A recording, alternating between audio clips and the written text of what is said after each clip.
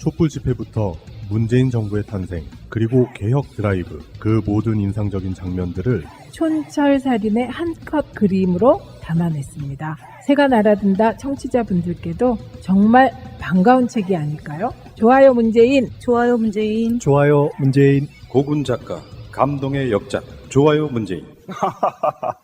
아, 예. 북로그 출판사. 트위터가 진짜 언론입니다. 예, 추석 명절 잘 지내고 계십니까 여러분? 우리 추석 명절에도 방송은 계속됩니다. 한복 입은 모습을 보니까 새롭네요. 그러니까요. 촌스럽게 좀 한복 입어요. 저 사대주의 자식. 한복을 입으면요 고궁 같은데 다 공짜로 입장해요.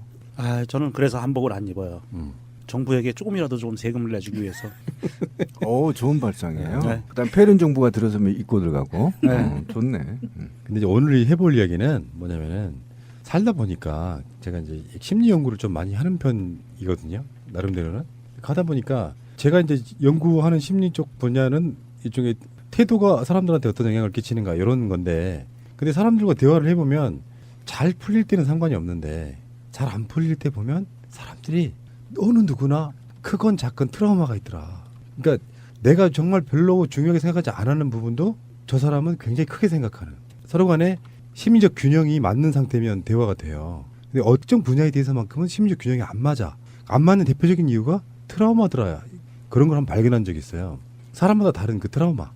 문제는 인간은 자기 자신이 갖는 트라우마도 트라우마지만 그 트라우마를 극복할 수 있어야 진정한 저는 어른 또는 사람이라고 보거든요.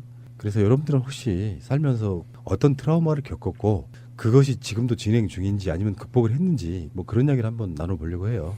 운전 중에 고향 내려가시는 분, 고향에서 올라오시는 분, 이분들께 뭐 어느 정도 좀 도움이 됐으면 좋겠다 이런 생각을 해보는 바로 그런 시간입니다. 그러니까 트라우마를 딱 던져놓으니까 갑자기 한국말로 무슨 뜻일까 이렇게 생각을 한번 해보게 되는 거잖아요. 트라우마는 의학적으로나 심리적으로는 정신적 외상을 의미하는 거거든요. 치유할 수 없는 건데 한국말이 뭘가 있나요? 상처? 치유할 수 없는 상처? 깊은 상처. 깊은 상처. 그렇죠. 그렇게 말되는 거죠. 근데 트라우마가 우리 한국에서는 되게 좀 폭넓게 사용돼서 마치 이것이 가벼운 것부터 시작해서 뭐 그런 것 같은데 제가 한번 예측을 한번 해볼까요? 신비님 분명히 부부싸움을 뭐 어쩌다가 하다가 여러 가지 막 논란을 대화하는 과정에서 분명히 이런 얘기를 쓸 거예요. 나 그 부분에 트라우마 있거든. 이런 표현 써본 적 없어요 혹시? 저는 부부싸움을 20년 동안 몇 번 했게요. 맞춰봐요. 2번 했어요. 아니 정말 저는 관심이 싸움을 없어. 아니 어릴 때부터 싸움을 싫어했다고요. 굉장히 싸우지 않아요. 가까이 있는 사람들은 싸우지 않는데 권력하고 집단적으로 싸우는 건 싸우겠지만 개인적으로 싸운 게 거의 없어요. 저는 사실은. 근데 제가 있다면 저는 그런 게 있어요. 명절만 되면 굉장히 부담스러운 게 있는데 7년 전부터 제가 장남이 됐잖아요. 우리 애청자분 좀 아시겠죠. 형님이 돌아가셔서 그 전에 막내였어요. 아무것도 할 게 없어요. 막내는. 아버님 형제간들이 12남매예요. 12남매. 근데 큰아들이면요. 명절 되면 다 전화질 해야 되잖아요. 근데 막내는 전화했는지 씨발 존재감도 없잖아. 그냥 쓱 갔다가 선물에 좀 샀다가 엄마 안아주고 뽀뽀 한번 해주고 오면 끝이거든요. 설거지나 좀 해주고. 그런데 내가 이제 큰아들이 돼버렸어. 와, 이거 진짜 스트레스 쌓이더라고. 전화해야지, 벌초부터 선산관리. 한번 생각해 보세요. 온갖 그 어른들의 감정까지 다 관리를 해야 되잖아. 내려가면 첫 마디가 어머님이 그러세요. 너 누구 아들 결혼식에 갔다 왔니? 뭐 이런 거부터. 그 다음에 고모 작은아버지한테 전화했니? 여기서부터 잔소리가 올 때까지 잔소리가 끊기지가 않는 거예요. 거기다가 그전에는 형님이 시골에 일을 했어요. 그러니까 벌초도 관장하고 할 거 아니에요. 근데 이제 내가 해야 되잖아. 그러니까 가면 가는 날부터 제촉이라고 하나요? 이거 뭐죠? 기계 등에 메고 애촉이. 그게 있잖아요. 하루 하고 나면 한 3일간 살이 떨려요. 그렇겠지. 진짜 떨려. 안 하는 사람들 떨려요. 예, 두루룩 떨려. 밥도 안 올라가고. 그거를 3일 내내 합니다. 그리고 그것만 합니까? 온갖 어머님이 관리하는 화단이 있어요. 거기에 보면 돌 사이에 난 철쭉이 있죠. 굉장히 무서워요. 그거 자르기요. 잘못하면 돌멩이가 확 튀어요. 근데 그 사이에는 철쭉을 다 잘라줘야 내년에 새살이 올라와요. 굉장히 힘들고 이런데 스트레스를 받아가지고 막 와이프가 이걸 보고 울기도 하고 그냥 다칠까봐. 그러니까 그런 스트레스가 장난 아닌데 이번 추석에도 역시나 전화가 왔어요. 빨리 와서 정리 좀 해라. 이런 게 굉장히 스트레스예요. 가면 이제 저는 이제 집안 어르신들하고 뭐 친할 이유도 없었고 막내니까. 그다음에 그분들 집안 어르신들이 왜 있잖아. 시골은 이렇게 막내들은 사람 취급 안 하잖아요. 용돈도 차등 있게 주고. 응? 그런 거에 대한 그 외로움과 소외감이라고 하나? 그다음에 이 대접 못 받는 거에 대한 그런 게 트라우마가 좀 있어요. 그런데 거기다가 이제 와서 내가 큰날이라고 뭐 장은아버님 잘 계셨어요? 건강하시죠? 이번에 내려오실 거예요? 이렇게 아양거리지를 못한다는 거 안 해버려. 그런데 어머님 안 했다고 또 난리를 치고 또 그러면 형제간 중에 저 새끼는 어르신들은 그래 저 새끼는 저 인사성도 없다고. 단톡방 하나 만드세요. 아니 있어요. 있는데도 귀찮아요. 그런 게 굉장히 스트레스인데 이번에도 지금 스트레스 굉장히 쌓이거든요. 연휴라 핑계를 댈 수가 없잖아. 못 내려간다고. 그러니까 이게 오늘 주제하고는 좀 벗어나는 이야기 하셨고 명절 이야기신 거고 트라우마는 우리 일상생활에서 크고 작게 엄청 작용을 하거든요. 예를 들어서 명절로만 빗대 보면 젊은 시절부터 나이가 시어머니가 돌아가실 때까지 시집살이 하는 것도 일종의 트라우마예요. 그렇죠. 그 트라우마가 좋게 작용하는 사람, 나쁘게 작용하는 사람 여러 가지가 있습니다. 내 며느리도 내가 당한 만큼 당해야 되는 시어머니들이 지금도 계세요. 그리고 반대쪽으로 나는 엄청나게 많이 당했으니까 최소한 우리 며느리한테는 명절 증후군 같은 거나 시집살이 안 하게 해주겠다는 시엄마들도 있습니다.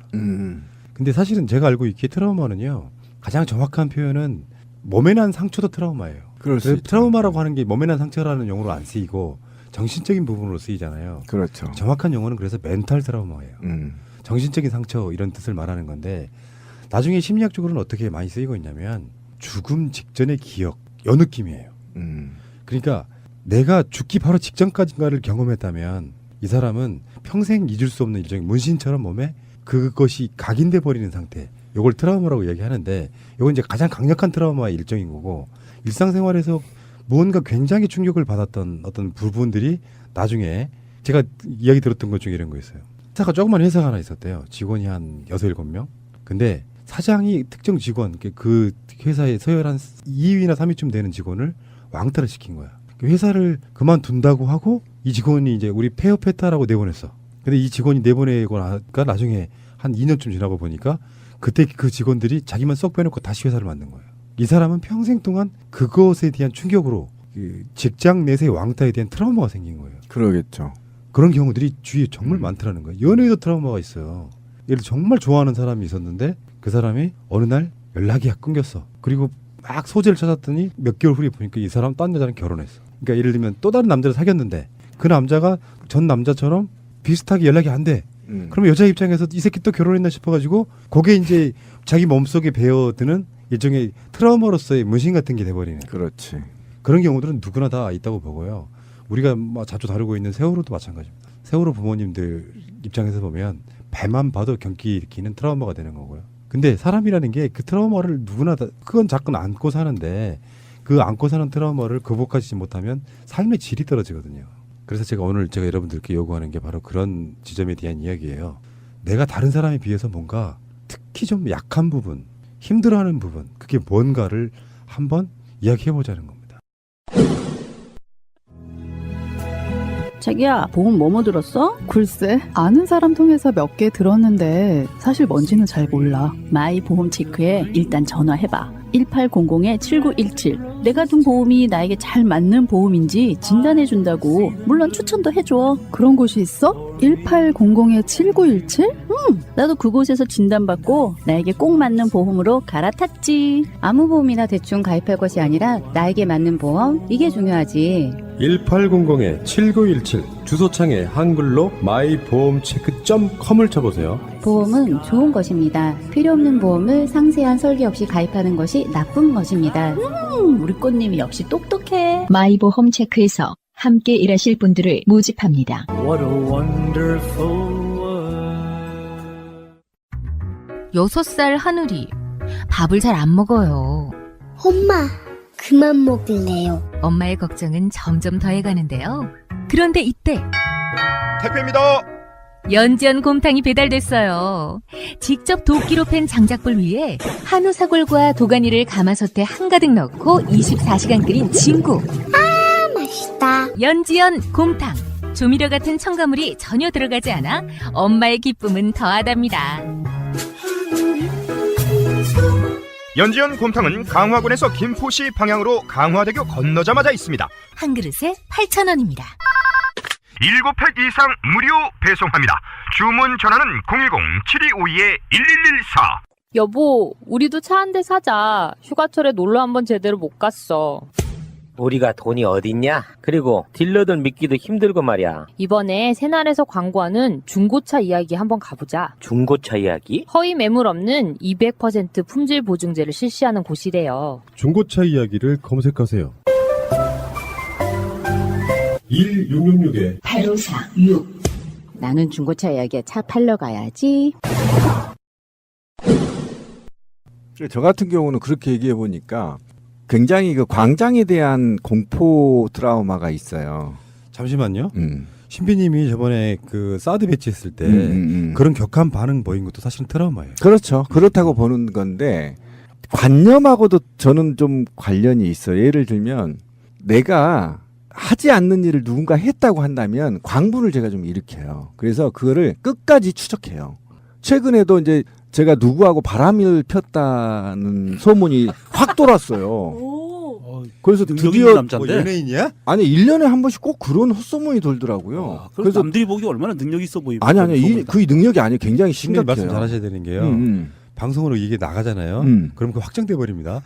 제가 감췄습니까? 아니 맞아. 그래서 제가 최근에 세 사람한테 그 얘기를 듣고 추적에 나서서 근원지를 찾았어요. 네, 근원지를 찾아서 물어봤더니 저수지 게임을 시사회에서 10장을 저한테 줬어요. 총수가. 그래서 이제 저희 살림꾼들을 7명을 데리고 가고 그다음에 3명을 이제 다른 팀을 줬어요. 그런데 이제 나란히 앉았을 거 아니에요, 이렇게. 근데 팝콘을 누가 이제 옆에 앉은 모정의 여인이 팝콘을 가져왔어요. 둘이 팝콘을 도랑도랑 먹으면서 영화를 봤어요. 근데 그 영화를 본 장면을 보고 쟤네들 부부 같다 이 얘기를 한 모양이에요. 근원지가. 근데 그 옆에 들었던 사람이 쟤네 사귄데 이렇게 해서 퍼져버린 거예요. 그래서 그분한테 이제 공식으로 네가 말했던 사람한테 그게 아니다라고 얘기를 해라 이렇게 이제 요구를 했는데 그렇게 있으면 그냥 훅 지나가야 되는데 너무 억울한 거야.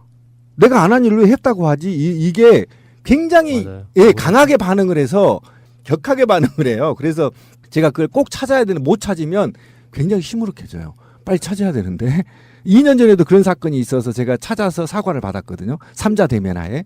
그래서 그런 게 굉장히 민감하게 반응하는 트라우마가 굉장히 심해요. 그래서 대표적인 걸로는 비슷하게 문성근 대표가 그런 소문에 많이 시달리셨던 사람이잖아요. 그렇죠. 그렇기 때문에도 그랬을 수도 있어요. 문성근 대표의 주변에 제가 오래 있어봤잖아요.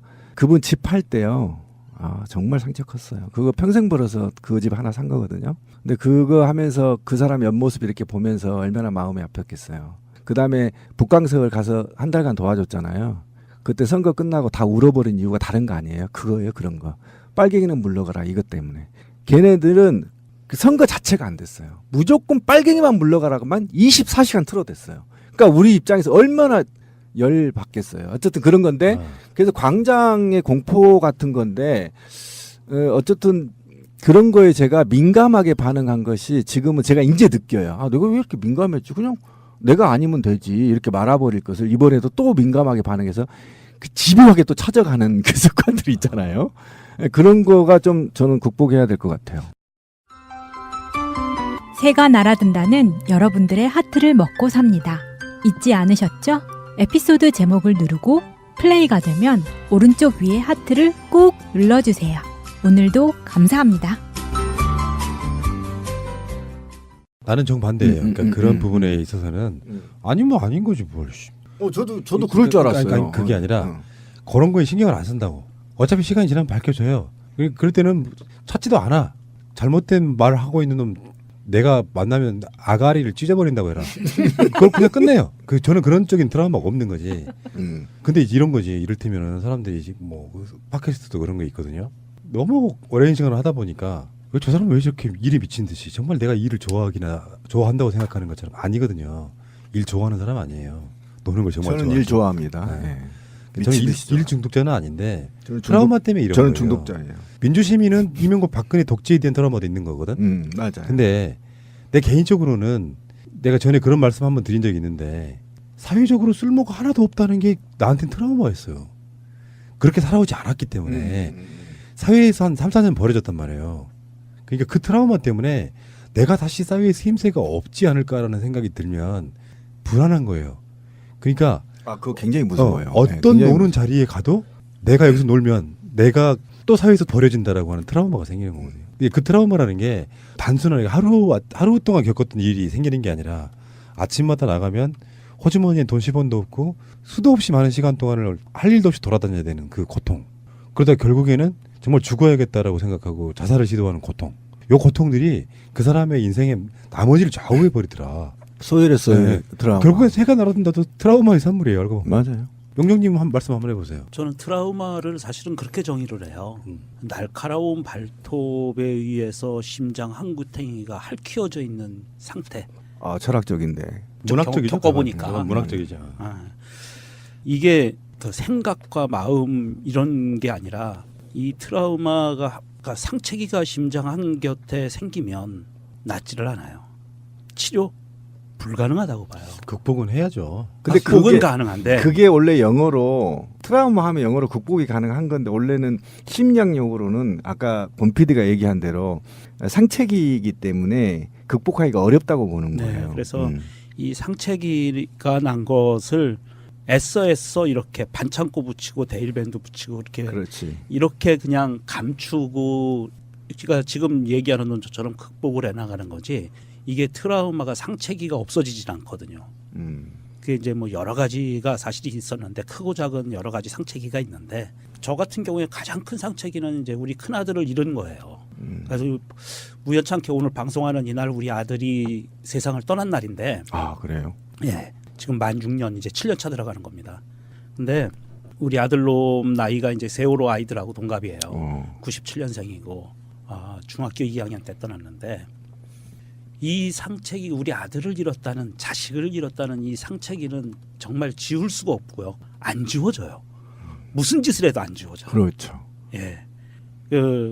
푸나님 얘기한 것처럼 사실은 이제 저도 뭐 죽음 직전까지도 가봤고 뭐 여러 가지 몹쓸 생각도 많이 했었어요. 그런데 우리 아들을 떠내 보내고 남은 시간을 남아 있으면서 겪었던 나의 이 고통들을 내가 또 우리 어머니에게 줄 수는 없지 않을까 하는 생각 때문에 사실은 이제 뭐 많은 생각들을 했었는데 그러면서 이제 뭐 병원에서 치료를 받는데도 불구하고 평상시에는 아무렇지도 않죠. 약을 먹고 신경정신과 가서 의사 선생님하고 이야기를 하고 약을 처방받아서 약을 먹고 하면은 이제 어느 정도 이게 극복이 되는 것처럼 보여요. 그런데 문득 어느 날 핸드폰을 열어서 볼 때 또 내지는 집에서 사진 찍어놓은 사진을 볼 때 생각이 들면 걷잡을 수가 없어요. 보고 싶은 마음, 그다음에 같이 있고 싶은 마음이. 그럴 때는 정말 굉장히 위험하거든요. 저도 스스로 위험하다고 느껴요. 내가 정말 위험하다 이런 느낌을 많이 받고 그럴 때는 정말 집안에 있으면 어떻게 될지 몰라서 나가거든요. 나가서도 뭐 길을 걷지는 않아요. 그냥 버스를 탄다든지 지하철을 탄다든지 이렇게 사람이 많은 곳으로 가요. 그런 것을 오랜 시간 겪다가 사실 저는 이게 이제 이 트라우마가 뭐 아직도 이 상체기는 없어지지 않았고 죽을 때까지 없어지지 않을 것 같아요. 그런데 이것이 결정적으로 좀 저에게 그런 상체기가 많이 희미해진 것은 어디서였냐면 우연찮게는 이제 세월호 사건이 터지고 제가 그 광화문 광장에 나가면서 거기서 맨날 울면서 소리 지르고 그다음에 그 아이들의 부모들을 보면서 그 때 앞끝에 그 종로통을 행진을 하고 뭐 이러면서 이게 차차 이게 상체기가 희미해지더라고요. 희미해진 상체기가 없어지지는 않지만 그리고 또 하나는 우리 이제 이 새날 방송에 나오면서 많이 떠들 수 있는 시간이 됐다는 거. 그리고 나의 생각과 사상과 비슷한 사람들을 많이 만났다는 거. 거기에서 위안을 받고 그리고 인생의 즐거움이 다시 조금씩 생기는 거예요.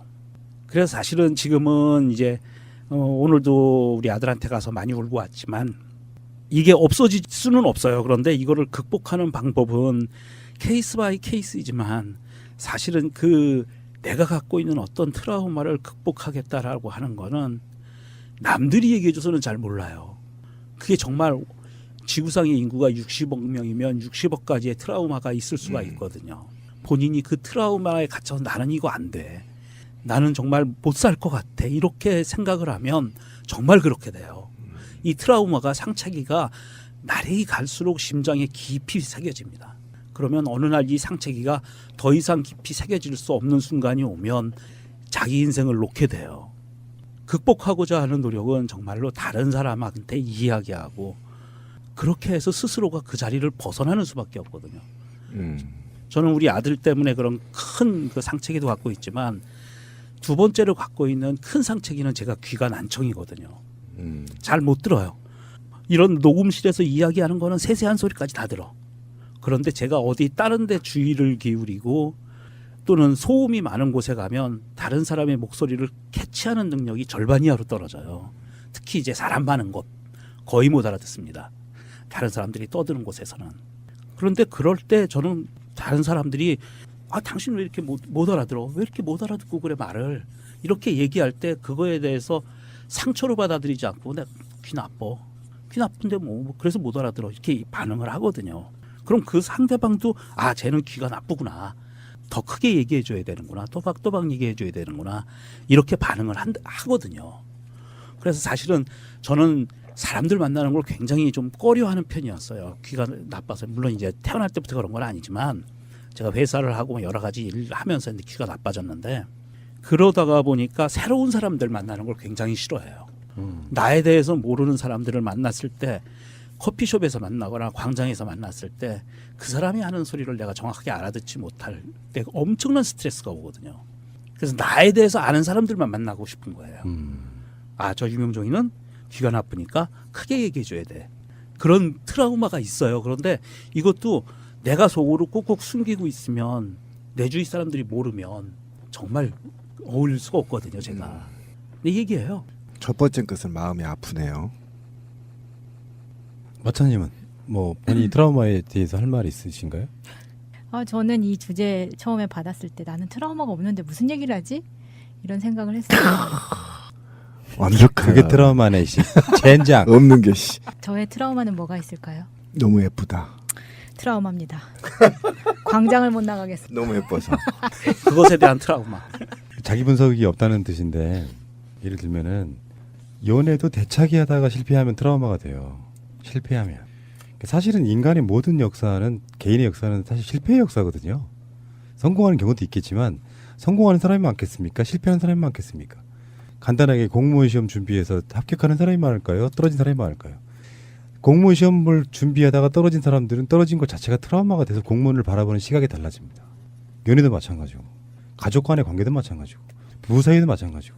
그러니까 실제로 트라우마가 없다라는 표현을 하는 것은 제가 봤을 때는 굉장히 위험한 신호 중에 하나예요. 심리학적으로는. 자기가 갖고 있는 취약지점. 그러니까 명종님처럼 나는 난청이야라든지 아이를 잃은 기억이라든지 이런 것들이 복합적으로 작용을 해서 나는 약도 먹고 있다. 이게 인정하게 되는 순간에는 나름대로는 치유의 노력이 있는 거예요. 삶에 대해서. 근데 내가 트라우마가 뭐지라고 생각하는 사람은요. 나중에 아까 말한 언어의 또는 감정의 불균형 상태가 되잖아요. 특히 부부 사이에.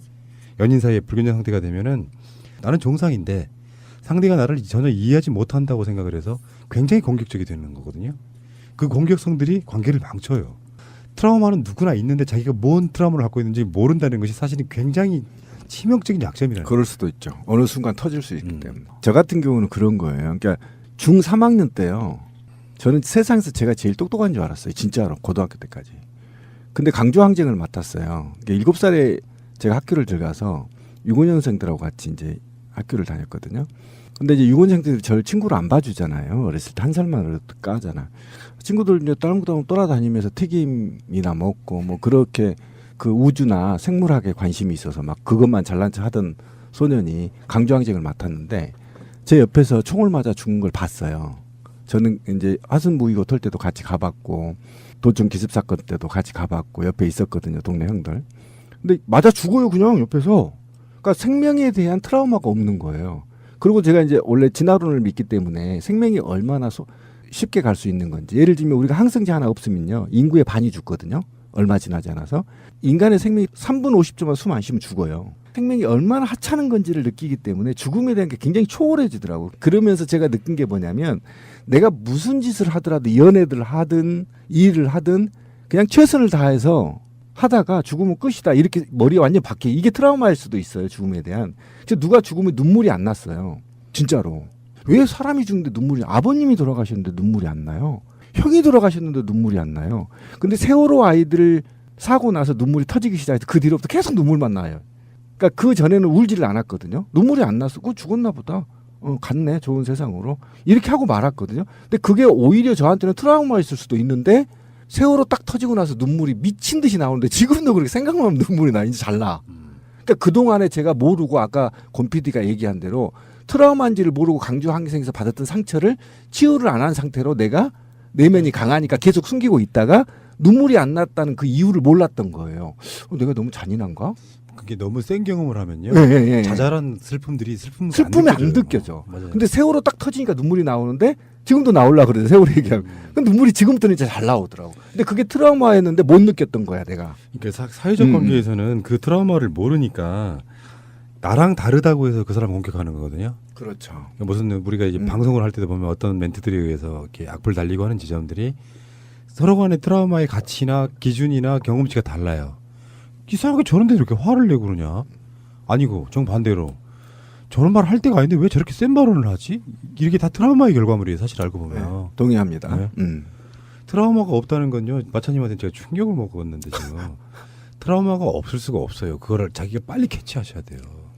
내가 트라우마가 뭔가. 근데 결정적인 트라우마가 있는데 말을 못 꺼낼 수도 있어. 이거 트라우마라고 할 수 있는지 모르겠지만 뭐 막 내가 싫어하고 두려워하고 이런 건 있을 수 있잖아요. 그게 트라우마예요. 너무 거창하게 이름을 갖다 댔나 보다. 아까 뭐 연애를 잘못해도 트라우마가 될 수 있다고 말씀하셨는데 약간 일종의 그런 건데요. 아빠가 사업을 크게 했었기 때문에 사업하는 남자는 만나지 말아야지. 트라우마예요. 어마어마한 트라우마예요. 그러네. 집이 왜 살림이 들려나가고 이사 가야 되고 막 압류 들어오고 거기서 엄청난 트라우마죠. 특히 트라우마는 어렸을 때 충격적이죠. 근데 그걸 나중에 어떤 집안 내력, 아빠와 아빠 형제들을 봤을 때 할아버지가 워낙 잘 살았고 아빠가 장남인데 그런 혜택을 많이 받았고 그중에 뭐랄까 가장 실패작은 어떤 막내 작은 아빠 같은 경우를 보면은 뭐 학교도 할아버지 힘으로 들어가고 군대도 할아버지 힘으로 빠지고 이런 걸 보니까 자기 힘으로 일어서지 않은 남자는 안 되겠구나 이런 생각이 드니까 점점 내가 가지고 있는 선택지에서 사업하는 남자 안 돼, 부잣집에서 그냥 망나니로 큰 애 안 돼, 혜택 많이 받은 애 안 돼, 뭐 학교 군대 자기 힘으로 안 간 사람 안 돼, 막 이렇게 다 쳐내게 되는 거죠. 엄청난 트라우마가 있었네요, 뭐. 그러네. 연애에 한계가 있었네. 그런데 이런 남자를 다 쳐내고 나서 보니까 그럼 나는 누구를 만나야지라는 생각이 드는 거예요. 그럼 나는 누가 보호를 해줄 거냐. 그렇게 생각을 했을 때 그냥 그럼 나는 내가 보호해야겠다는 생각이 들기 시작한 거죠. 그래서 정말 열심히 살았던 것 같아요. 그 안에는 약간 엄마가 불쌍하다는 게 컸기 때문에.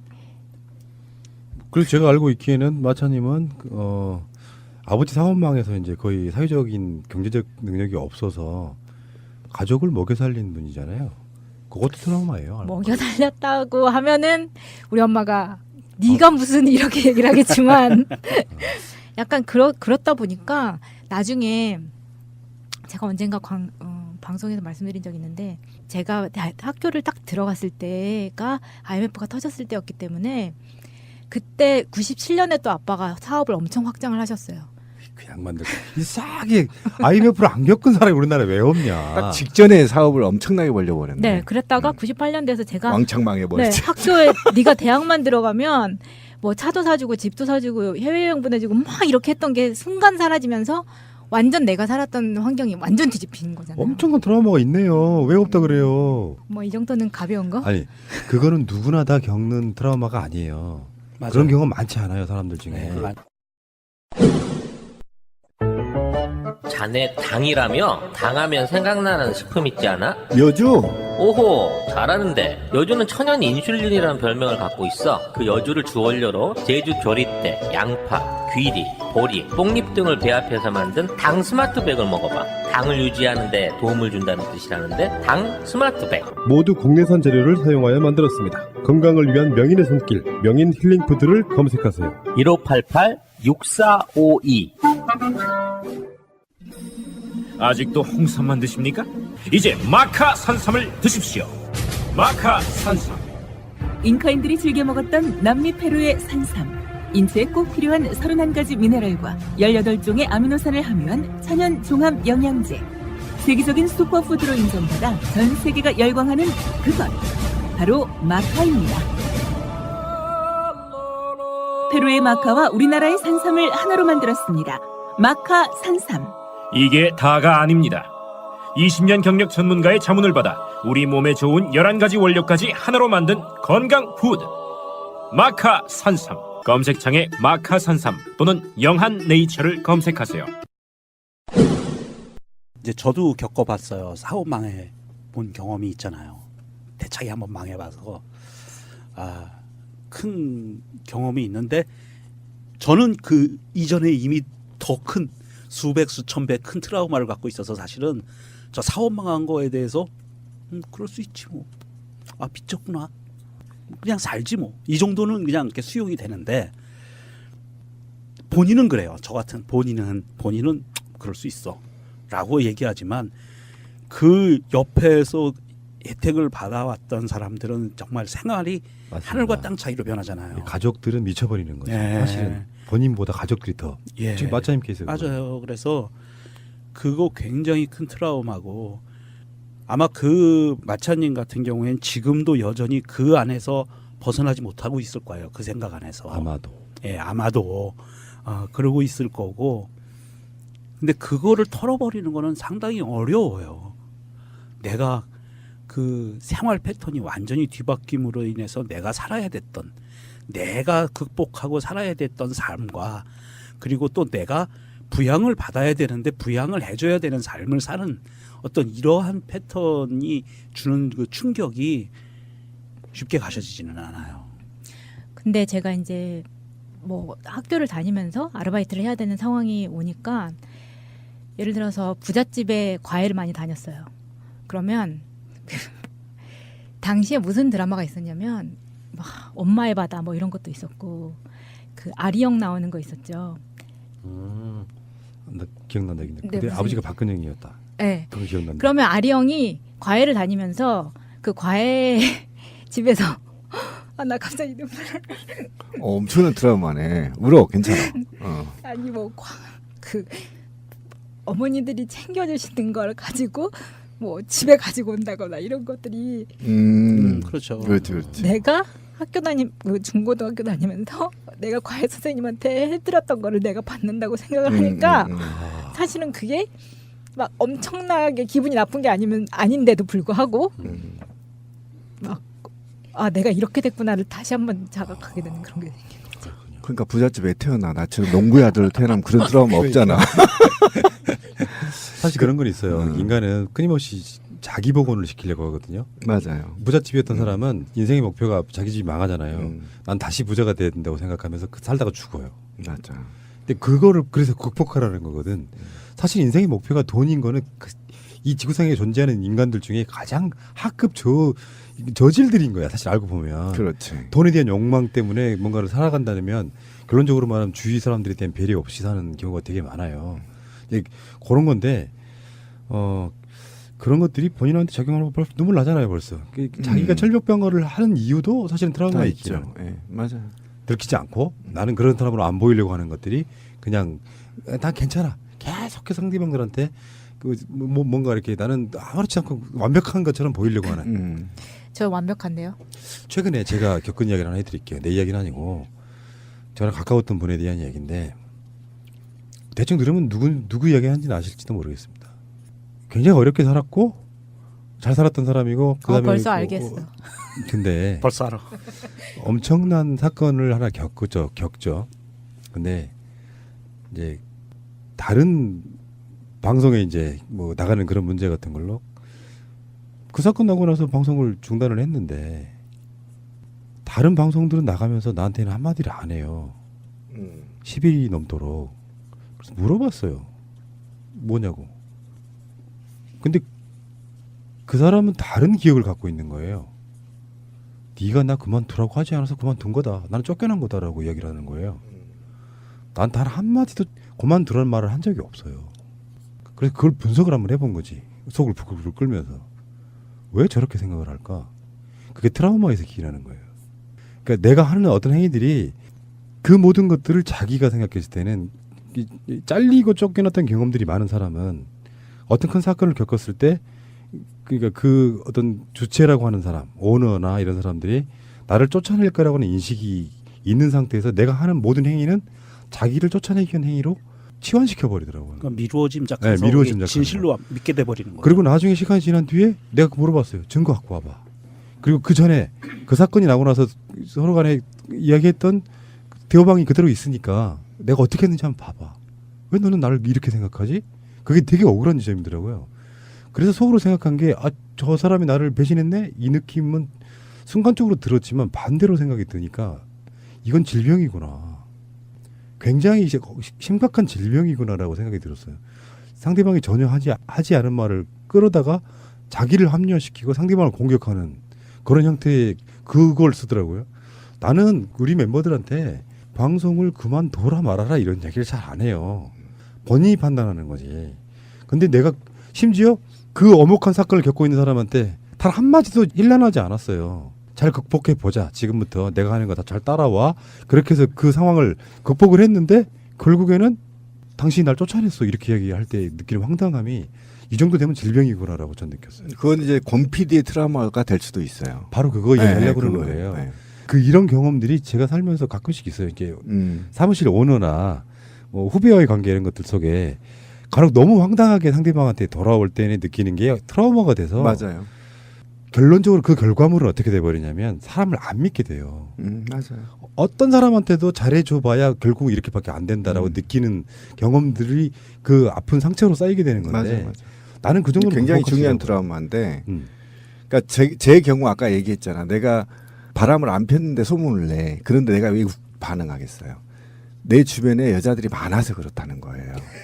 아니 여사친들이 많아요. 저는 어릴 때부터 여자 남자를 구분 않고 사귀거든요. 왜 여자가 많이 주위에 있는 줄 아세요? 네, 그렇죠. 모르시죠? 네. 시민이 코가 잘생겼어. 그 쌀데없는 소리 말고 실제로 어릴 때부터요.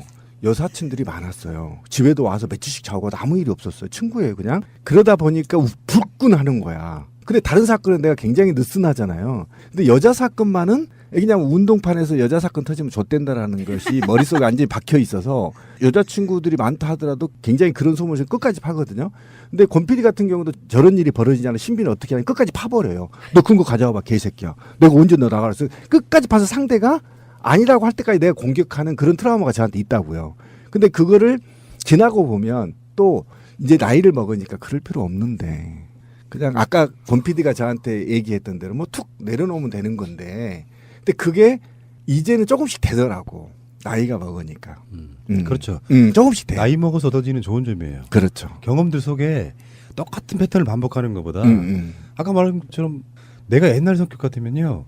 씩씩거리였을 거예요. 야 이런 그게 아니고 이 새끼 아프네. 냅두자.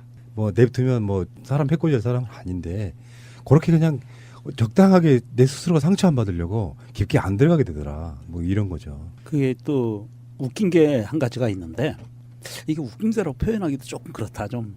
그런데 이게 결론적으로 트라우마가 트라우마를 치료하는 경우도 있어요. 그럴 수도 있죠. 예, 저 같은 경우에 많이 말씀드렸지만 80년대 대학을 다니면서 왜 저도 그걸 못 보고 못 느끼고 왜 짱돌을 안 던져봤겠어요. 다 해봤는데 87년도에는 군대에 있었어요. 신비님도 군대에 있었죠? 예. 예, 그래서 몇 년도예요? 87년.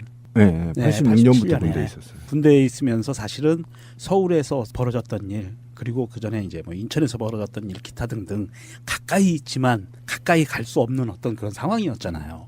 그리고 그 분위기를 사실 내가 같이 겪지도 못했고 그랬는데 졸업을 하고 나서 사업이랍시고 사업을 시작해서 이제 몇 번 망했지만 사업을 하면서 이게 한 번 망하고 두 번 꺾어지고 그러다 보니까 이게 오기가 생겨요, 사람이. 그래서 반드시 사업으로 성공할 거야. 내가 무슨 일이 있어도 난 사업으로 성공할 거야. 라고 일을 악무입니다. 이제 마지막 사업 꺾이기 전에 그 사업에서 정말 저는 모든 걸 걸었었어요. 제 인생 모든 거를. 부인도 아이들도 다 두 번째였죠. 사업이 먼저였지. 그리고 사업에 올인을 하니까 거기서 받는 스트레스, 그리고 그로 인해서 내가 직원들한테 했던 나쁜 행동과 말들, 그 당시에는 몰랐어요.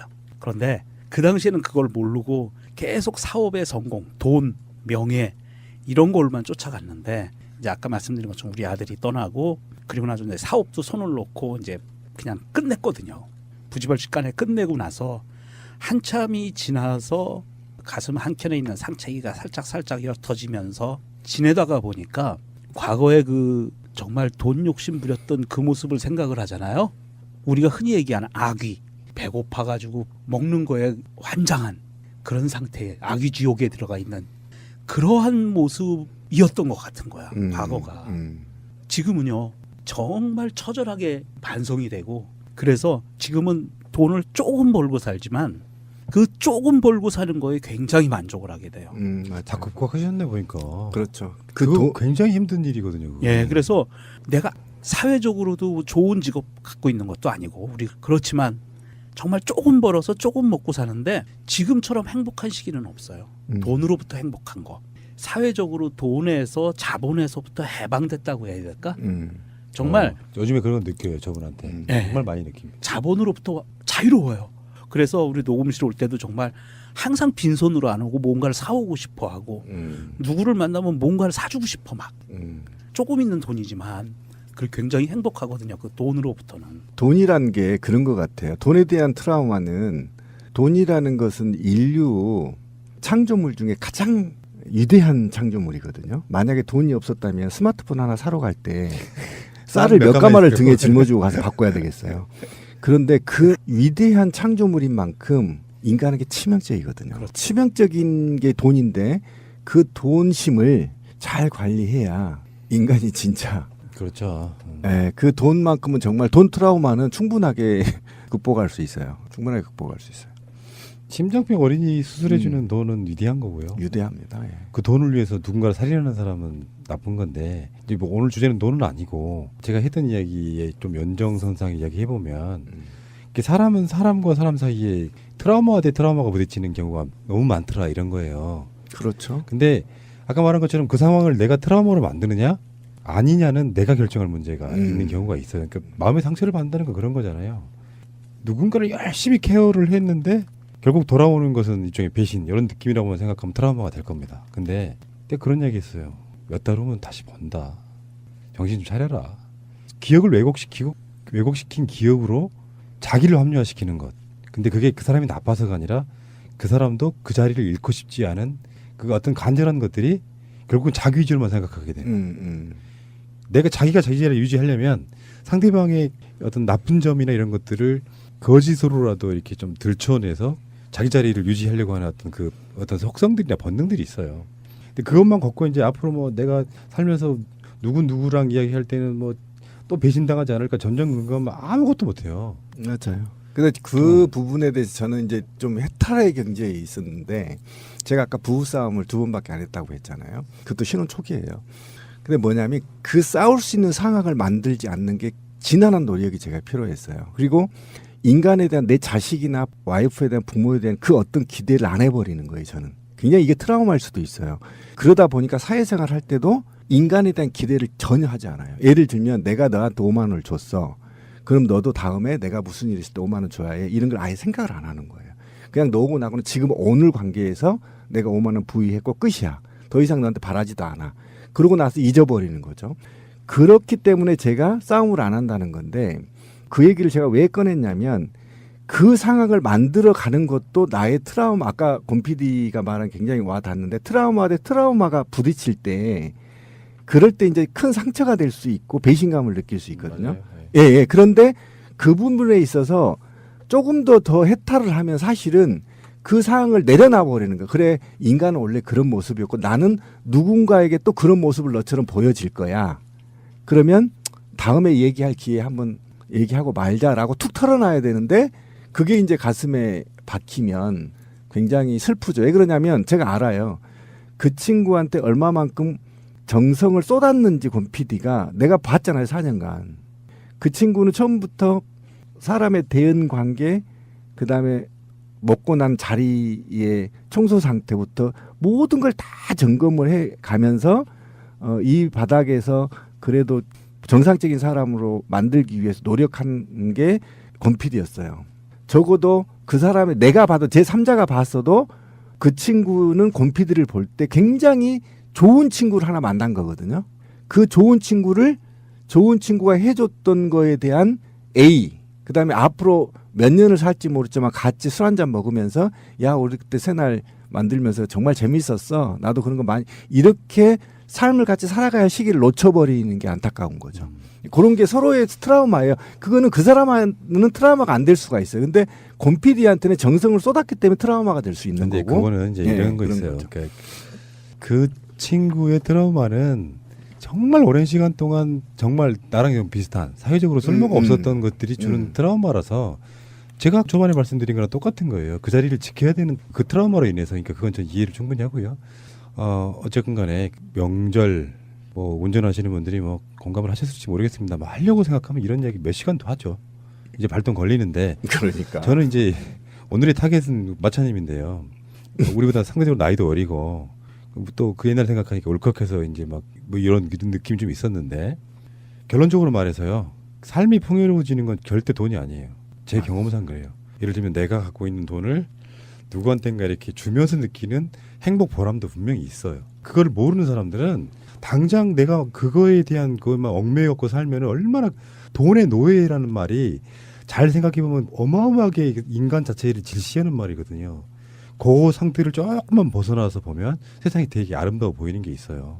그러니까 옛날에 내가 정말 좋은 대학 나와서 잘 나가던 뭐 무슨 공무원이었는데 직장인이었는데 대기업 사원이었는데 부자였는데 그런 과거에 얽매일 필요가 없다. 그럼요. 부질없는 짓입니다. 나 정말 부질없다는 게 근데 이게 우리가 강요할 수 없는 건요. 나이를 어느 정도 먹지 않으면 먹어도 사실 깨닫기가 힘든 거라서 결혼 생활 해봐. 뭐 별거 아니야라고 말하는 게 굉장히 오랜 시간 동안 나름대로 내린 그런 결론이 나와야지 결혼도 안 해본 사람한테 결혼해보면 뭐 별거 아니라고 말하는 건 사실 부질없는 짓이더라. 그러니까 선배들의 조언이란 건 딱 그런 의미가 있더라 이렇게 생각을 한번 해보는 생각이 좀 들었고요.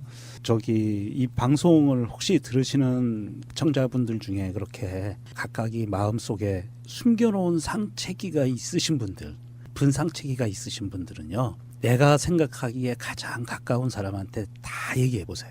그러면 내가 가장 가깝다고 생각하는 사람한테 다 얘기해놓고 다 털어버리고 이게 그리고 두 번째, 세 번째 이렇게 자꾸 넓혀가면서 나의 깊숙한 상처를 털어내면은요. 털어낼 때마다 무게가 가벼워집니다. 제가 샘플로 하나 알려드리면 A씨는요. 나를 처음 만났을 때 했던 이야기와 4년 정도 후에 다른 쪽에서 하는 얘기가 너무나 커져 있다는 생각을 받아봤거든요. 자기 스스로가 정말 대단하고 위대하다는 것을 증명하기 위해서 없는 것들을 끌어들여가지고 결론적으로는 왜 그러냐면 그게 바로 욕심의 차이인데 그 당시에는 욕심이 없었기 때문에 있는 그대로 다 말했어요. 친구한테. 근데 어느 순간에 지켜야 되는 것들이 많아지면 자기의 경력이나 이력이나 이런 것들이 엄청 뻥튀겨집니다. 결론은 아까 명정님이 그렇게 말씀하셨잖아요. 옆 사람한테 이제 솔직히 말해보라고. 그 상태 그분은 나빠진 거죠. 저는 그런 이야기 좀 하나 드리고 싶고요. 이야기가 그분이 주인공은 아니니까. 자, 고생들 하셨고요. 지금 우리가 방송하는 시간 정도면은 대전에서 지금 전주까지 도착하셨을 시간 되겠습니다. 자, 차 안 막힌다는 전제하에 좋은 명절 되시기 바라겠습니다. 좋은 연휴 보내세요.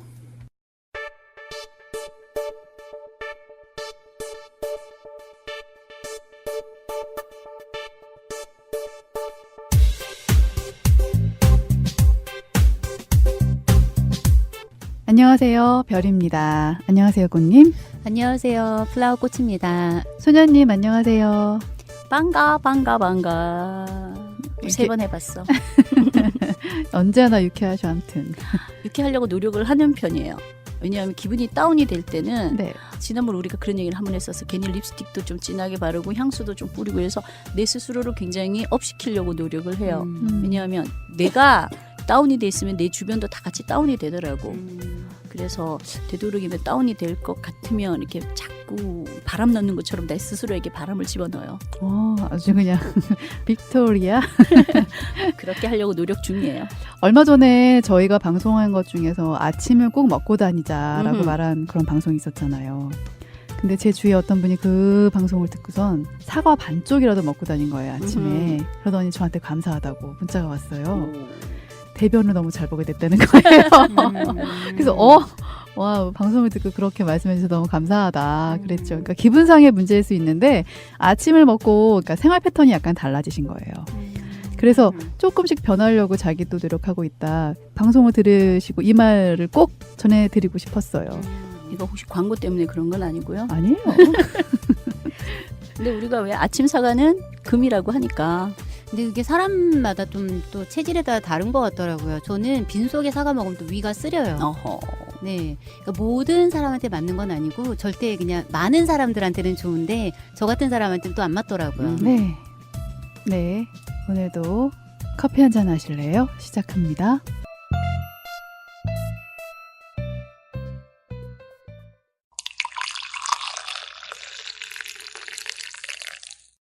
고등학교 때였어요. 저 친구가 갑자기 구토하면서 한 명이 쓰러져요.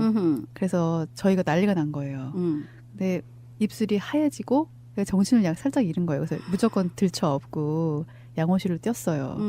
다 대여섯 명이 같이 우르르 몰려가갖고 얘 손발 막 주무르고 그랬더니 좀 애가 얼굴에 핏기가 돌아오더라고요. 그래서 제가 얘가 약간 점심때 체한 것 같은 느낌이 드는 거야. 그래서 제가 바늘 있냐고 양호 선생님께 여쭤봤죠. 양호 선생님도 어찌할 줄을 모르더니 양호 선생님도 굉장히 당황하신 거예요. 그때 당시에. 그때 양호 선생님이 아니라 그때는 교련 선생님이셨거든요. 저희한테는. 그래서 이제는 그 반지꼬리 갖고 다니시는 거를 꺼내갖고 제가 이제는 엄마한테 어렸을 때부터 체하면은 손 따는 그런 거를 배웠기 때문에 제가 실로 왜 둘둘둘 감아갖고 엄지손가락 이렇게 땄어요. 피를 이렇게 땄어요. 근데 웬걸? 애가 입술이 빨개지면서 돌아온 거예요. 그래서 이제는 얘 살았다. 막 이제 쭈물고 난리 났었어요. 근데 갑자기 얘가 막 열이 나기 시작하는 거예요, 얘가. 어떻게 할 줄 모르겠는 거예요, 저희가. 그래서 막 그때는 교복이었으니까 옷을 막 벗겼죠. 벗기고 이제는 선생님이 그 수건 갖고 오라고 그래가지고 같이 선생님하고 막 수건으로 막 왜 있잖아요. 왜 세타군이며 겨드랑이며 이런 데를 막 닦아줬죠. 열 내리게. 그렇게 닦아서 이제는 저희가 애가 진짜 열이 내렸어요. 그때 당시에 물 먹이고 막 이랬더니 좀 괜찮다는 거예요. 그래가지고 애 하나를 살린 적이 있어요. 근데 나중에 이제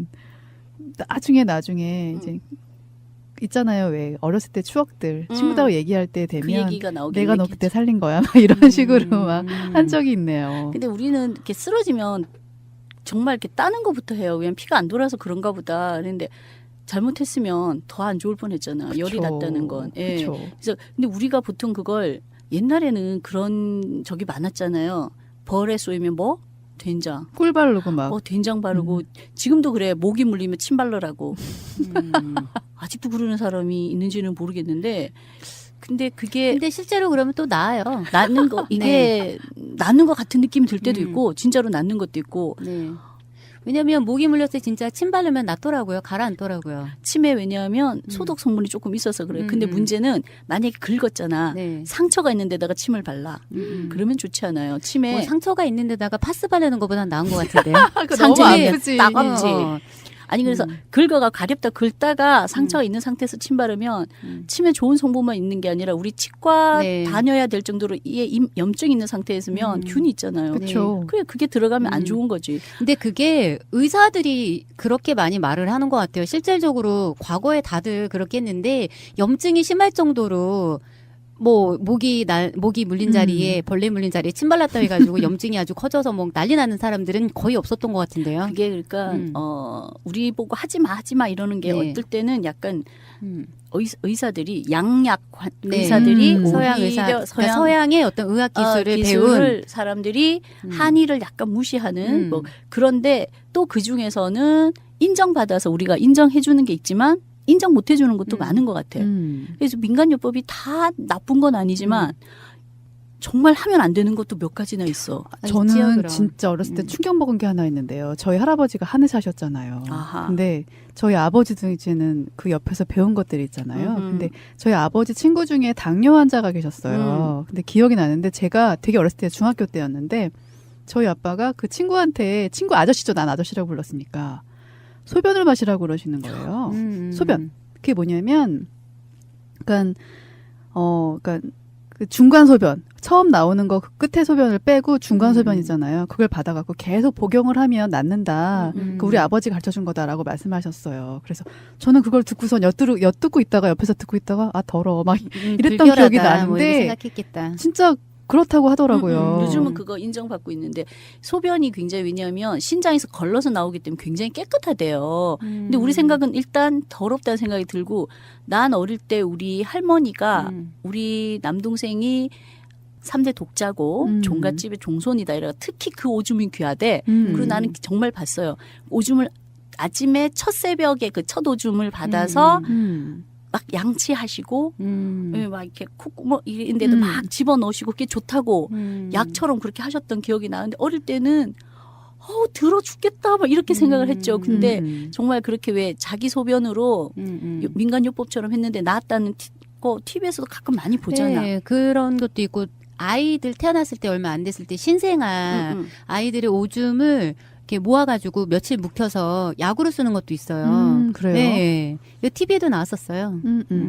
그 축농증에 되게 좋다 그래가지고 그것도 기억나는데 오이 꼭지 있잖아요. 오이 꼭지, 뭐 오이 꼭지랑 뭐 참외 꼭지 있잖아요. 거기서 쓴 부분 있잖아요. 왜 그거 되게 쓰잖아요. 그거를 이렇게 짓느겨갖고 그 국물 나오는 거 있잖아요. 이걸 거즈에 묻혀서 콧구멍에다 넣으면은 축농증이 없어진다고. 무도 그래요. 무. 네, 저 그거 기억나요. 어렸을 때. 무도 즙을 내서 왜 바람 안 든 거 있잖아요. 그리고 맵지 않은 무로 그걸 갈아서 즙을 내서 그러니까 거즈에다가 물만 내려서 코 안에다 넣으면 코 막혔을 때 우리 감기 걸리면 코 막히잖아요. 맞아요. 예, 그럴 때 코가 뻥 뚫려요. 그러게 이렇게 굉장히 유익한 그런 민간요법들도 있어요. 이게 이제 오랜 기간이 우리가 있었기 때문에 우리의 경험이 쌓여 있다가 어느 날 어떤 분이 이런 걸 한번 적어보자, 정리를 해보자 이래서 지금 현재는 또 그런 성분들 중에는 현대의학으로 인정받은 것들도 있잖아요. 약의 소재가 되는 것도 있고. 그런데 또 정말 좀 이거는 하면 안 된다. 뭐였냐면 얼마 전에 나는 자연인이다라는 프로그램에서 어떤 분이 이런 걸 났대. 벌레가 물렸어. 네. 마늘 찌은 즙을 발랐대. 그래서 이분이 TV를 보고 흉내를 내신 거야. 화상을 입으셔가지고 화상 치료 받으러 다니셔. 아니 마늘 독 때문에. 그러니까. 아니 그래서 따라할 게 그게 이번에 얼마 전에 나왔었대요. 근데 우리 이런 것도 들어봤어요 혹시? 이가 많이 아플 때 구운 마늘. 예, 저 들어봤어요 어렸을 때. 근데 이제 문제가 물론 그 매운 것 때문에 치의 통증은 없애줄 수 있지만 너무 독하면 정말 그렇게 화상까지 입을 수도 있을 수 있죠. 그래서 좀 조심해야 되는데 왜 무조건 따라할까요? 나는 그거 방송에서도 그건 되게 조심하고 아니면 밑에 댓글이라도 써주든지. 따라하지 마세요. 왜냐면 내가 그 방송을 안 봤기 때문에 뭐라 못하겠는데 아무튼 그분은 화상을 입으셔서 병원 다니고 있는 걸 봤거든. 그렇지. 예전에 보면 90 몇 년도인가? 네. 몇 년도인지 잘 기억이 안 나요. 그때 그것이 알고 싶다에서 우리 장병두 할아버지 이야기가 나온 적이 있었거든요.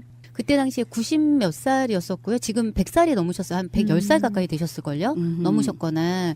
그래서 찾아봤어요. 이분이 살아계시나 안 살아계시나. 왜냐면 그때도 이미 굉장히 고령이었었거든요. 네. 근데 아직 돌아가시지 않고 살아계시더라고요. 근데 이분이 그러니까 화타예요. 일명. 그러니까 현대판 화타라고 해야 되나? 그런 인물인데 이분은 침술사예요. 네네. 침술사. 근데 과거에 보면은 우리나라에 침술사라는 직업을 가진 사람들이 있었는데 예전에는 그러니까 자격증을 줬었어요. 그러니까 일제 강점기 때만 해도 그런 침술사를 인정을 해서 시험을 보게 했고 자격을 부여를 해서 자격증이 있었는데 이게 군부 독재 시절 때요. 박정희 때 구시대 산물이라 해서 다 없애버린 거예요. 그때 한의사들도 없어질 뻔했던 거예요. 그 당시에. 근데 한의사들은 살아남은 거였고 침술사들은 그때 그 이후에 이제 자격증 발급이 안 됐기 때문에 무면허 시술이 되는 거예요. 그래서 그때 당시에 이분 같은 경우에도 이분으로 인해서 뭐 말기암에 걸렸거나 정말 왜 그랬던 사람들이 그래요? 엄청나게 많은 도움을 많이 받은 거예요. 근데 무면허 자격이라고 해서 이분이 소송에 휘말렸었어요. 근데 계속 유죄예요.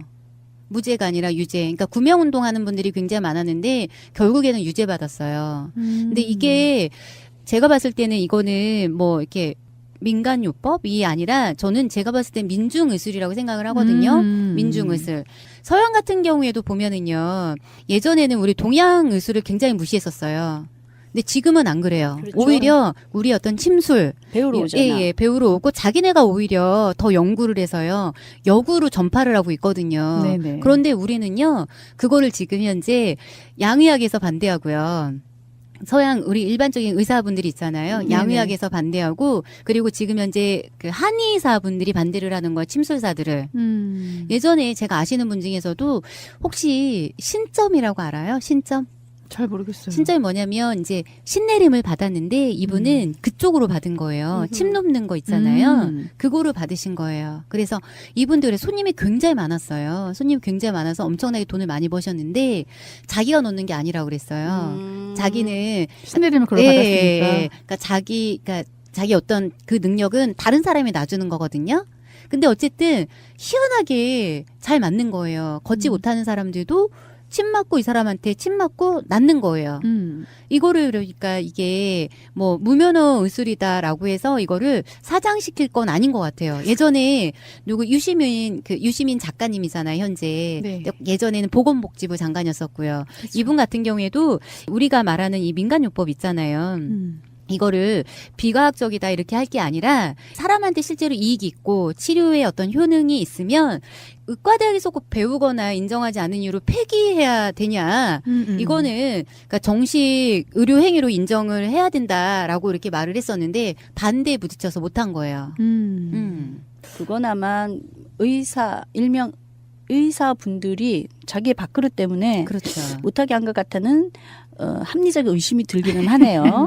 그리고 그분도 있지만 제 아시는 분이 뜸을 좀 하시는 분이 계셔. 네.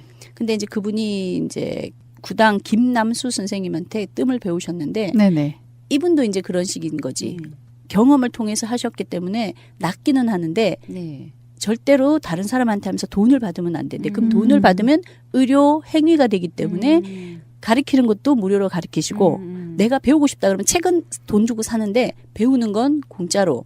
그렇게 해서 이분이 굉장히 잘 낫게 해주셨기 때문에 그 김남수 옹인가요? 그 선생님도 아마 김남수? 재판에 휘말렸던 기억이 나는데요. 그분이 일제강점기 때 침술사 그 자격증을 받으신 분이고요. 네. 그분이 제자들을 키워요. 예. 그런데 이분은 침을 놓는 게 이분은 위법이 아니에요.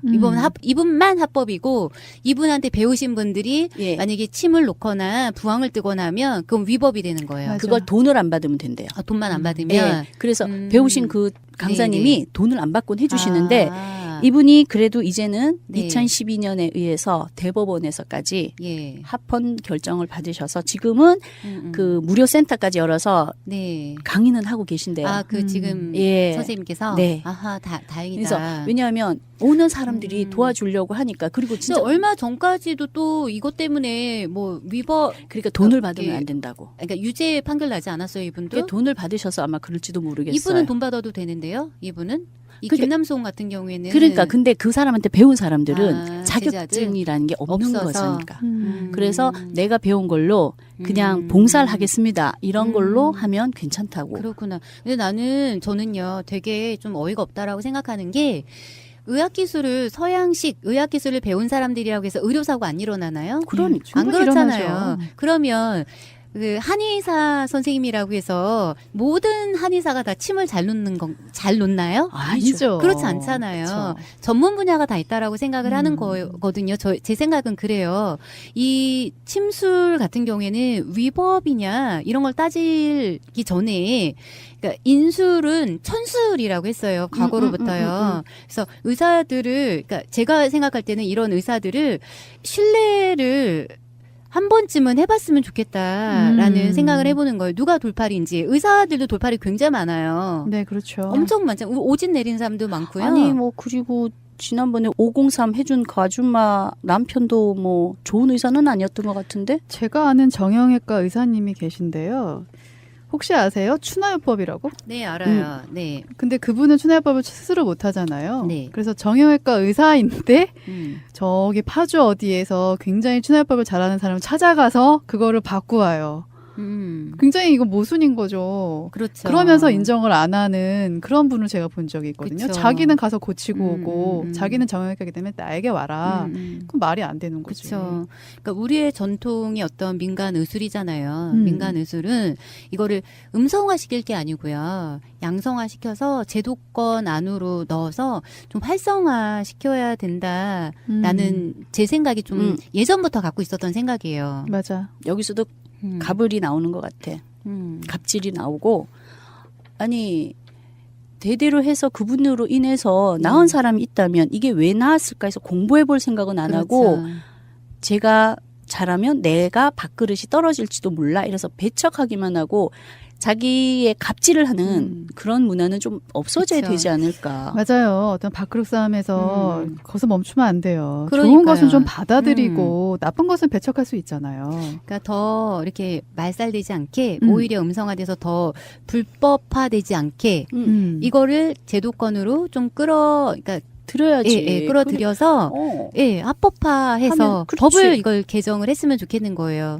침은 손끝의 술이고 득 또한 기술이라고 했거든요. 그쵸. 이거는 머리로 할 수 있는 게 아니에요. 아니 그렇게 잘할 것 같으면 영혼이 무게가 얼마인지 이런 거는 재보세요. 사랑이 얼마나 뜨거워야지 진짜로 이루어지는 사랑이고 헤어지는 사랑 그런 것도 한번 해보세요. 이게 눈에 보이지 않는다고 증명할 수가 없다고 아닌 거는 아니잖아. 없는 것도 아니고. 우리 동의보감이 얼마나 뭐라고 해야 되나 자랑스러운 우리의 어떤 의학 책이잖아요. 네네. 예, 예. 이런 게 그러면 다 무시되어야 할 자산인가요? 그건 아니죠. 동의보감 얘기 나와서 그런데 저 어렸을 때 기억이 나는 게 딱 하나 있어. 발모제 있잖아요. 발모제? 예. 검은깨 있잖아요.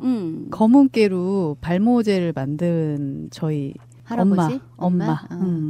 왜냐하면 머리가 빠지셔갖고 왜 이렇게 동전만 500원짜리 동전만큼 그 원형탈모? 예, 원형탈모 오셨을 때 할아버지한테 배웠던 걸로 해서 검은깨 있잖아요. 예. 그거를 물에 일단 막 푹 담궈요. 그래서 그걸 불려요. 그래서 기름을 짜요. 이렇게 끈끈한 기름이 나왔던 걸로 기억을 하는데 여기 냄새가 나거든요. 그래서 왜 이렇게 향수나 어떤 그런 거 있잖아요. 향 나는 걸 한두 방울 좀 약간 떨어뜨려요. 그래가지고 머리에 이렇게 발라 수시로 진짜 머리 나요. 어머 정말로요? 네, 검은깨. 이거 이렇게 찾아보시면 인터넷 찾아보시면 아마 나올걸요. 근데 저는 실제로 그거를 엄마가 만드는 걸 봤어요. 아니 끈적끈적해요. 예, 검은깨나 뭐 검은콩이나 좋다라는 걸 들었는데 검은깨 기름이요. 실제로 그게 효과가 있는지는 몰랐어요. 그것도 민간요법이에요. 동의보감 말 나와서 이제 제가 이제 기억이 나서 말씀드리는 거고요. 민간요법에 의해서 어떤 의학이라고 저도 생각이 들어요. 어떤 측면에서는요. 근데 저는 약간 심리적인 문제도 있다고 저는 봐요. 안 그렇나요? 뭐 체하면 손 따고 쥐나면은 이렇게 발 들어서 올려서 하는 것들 있잖아요. 그래서 저는 민간요법도 어떤 자신의 심리를 좀 더 약간 안정시키려고 하는 건 아닐까라는 생각을 좀 하거든요. 어떤 측면에서는 그런 것도 있지만 우리 엄마가 할머니한테 배웠던 거 나한테 얘기해 주시면 그건 맞았던 것 같아. 네. 그렇지만 이제 딸 때 이제 우리가 코기름으로 소독하지만 과산화수소수 있으면 거기다 소독을 해서 따시면 정말이에요. 체했을 때 따는 것보다 좋은 방법은 없었던 것 같아. 맞아요. 뭐 여러 가지 정리를 하자면 민간요법 좋은 건 좋은 거. 맞아요. 나쁜 건 나쁜 거 이렇게밖에 결론 내릴 수 없잖아요. 근데 무조건 따라하지는 마시길 바랍니다. 생각은 한 번만 해보세요. 그리고 아프면 일단 병원을 찾으세요. 근데 병원 너무 그거 하는 것보단 앞으로 이제 우리가 의료보험이 좋아지면서 조금 더 많이 아픈 거 암이라든가 이런 데다가 좀 많이 지원을 해주고 감기 같은 경우는 병원 가지 말고 그냥 우리가 대대로 부모님에게 내려온 거 잘 먹고 잘 싸면 된다라는 것도 그렇죠. 한번 해보고 그래도 심하면 병원을 가서 좀 더 좋은 사람들이 더 많이 지원을 받을 수 있게 하는 그런 센스들도 좀 부려주셨으면 좋겠어요. 네, 좋은 말씀이세요. 네, 오늘 저희가 준비한 내용 여기까지고요. 다음 시간에 또 예쁜 모습으로 찾아뵐게요. 여러분 감사합니다. 사랑합니다. 사랑합니다. 사랑해 주이소. 속을 태우는 구름 출연, 별, 꽃, 소녀, 타이틀 음악, 피터리.